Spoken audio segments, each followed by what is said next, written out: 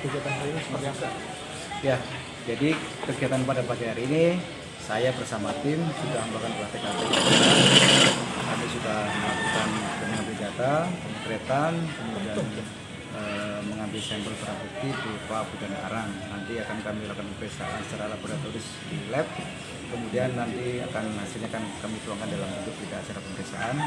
Dan setelah itu reportnya akan kami kirimkan kepada Pak Kapolsek Kuala.